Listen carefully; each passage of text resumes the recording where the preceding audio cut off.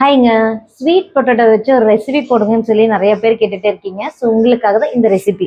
So இப்போ வந்து பார்த்தீங்க அப்படின்னா, நான் கோதுமை மாவு எடுத்திருக்கேன். ஸோ இந்த கோதுமை மாவில் ஸ்வீட் பொட்டேட்டோ போட்டு நான் ஆட் பண்ண போகிறேன். எவ்வளோ போடணுன்னா நமக்கு தேவையான குவான்டிட்டி போட்டுக்கலாம். ஸோ எனக்கு வந்து ஒரு ஸ்பூன் போதும். ஸோ வந்து ஒரு ஸ்பூன் ஆட் பண்ணியிருக்கேன். இன்னொரு ஸ்பூன் வேணாலும் ஆட் பண்ணிக்கலாம். நம்மளோட இதுதான். 2 குட்டீஸ்லாம் இருக்காங்கன்னா 2 ஸ்பூன் ஆட் பண்ணிக்கலாம். ஸோ இதில் வந்து பார்த்தீங்கன்னா நம்ம தேவையான அளவுக்கு ப்ரௌன் சுகர் போட்டுக்கலாம்.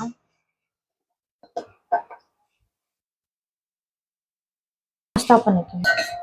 வாட்டர் ஊற்றி மிக்ஸ் பண்ணிக்கலாம்.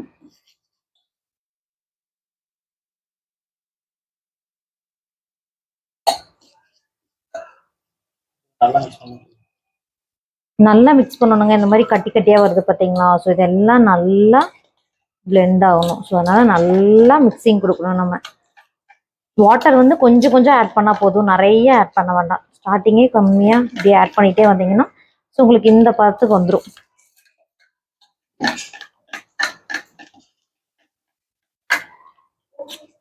நம்ம தோசை மாவு இது பண்ணுறோம் இல்லையா? ஸோ அந்த பதத்துக்கு வந்தால் போதும். ரொம்ப தண்ணியாக இருக்கணும்னு இல்லை, இந்த இதுக்கு வந்தாலே போதும்.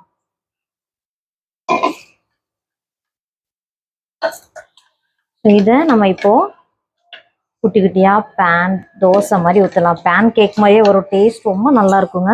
ஸோ இப்போ நம்ம ஸ்டவ் பற்ற வச்சு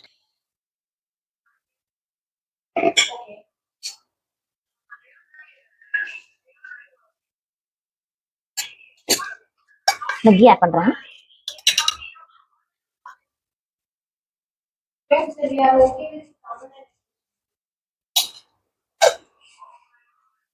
ஸோ இது டேஸ்ட் ரொம்ப நல்லா இருக்குங்க. ஸோ குழந்தைகளுக்கெல்லாம் நீங்கள் ரெகுலராக கொடுக்கும்போது ரொம்ப விரும்பி சாப்பிடுவாங்க.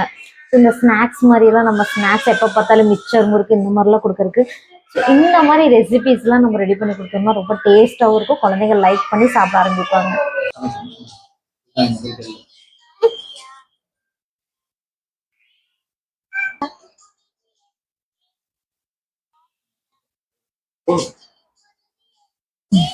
Favourite food. ஸோ அதனால தான் இந்த ஃபுட்டை நான் வெளியிலேயே கொண்டு வந்தேன். அதனால தைரியமாக நீங்கள் குழந்தைகளுக்கு கொடுக்கலாம்.